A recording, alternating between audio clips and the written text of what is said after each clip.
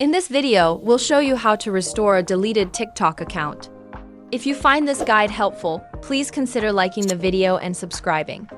You may have accidentally deleted your TikTok account or done it intentionally but now want to get it back. Whatever the reason, we'll walk you through the steps to restore it.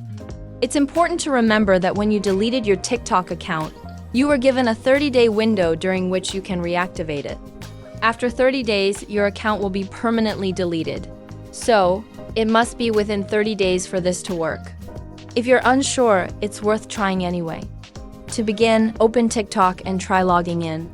You can use your phone number, email, or username to log in. Once you enter your details, click Continue at the bottom. Then enter your password. After signing in, you should see a prompt asking if you want to reactivate your account. If you're sure, just tap on Reactivate at the bottom. It will take a few minutes, but your account will be reactivated. It's really that simple. If you found this helpful, be sure to leave a like and thank you for watching.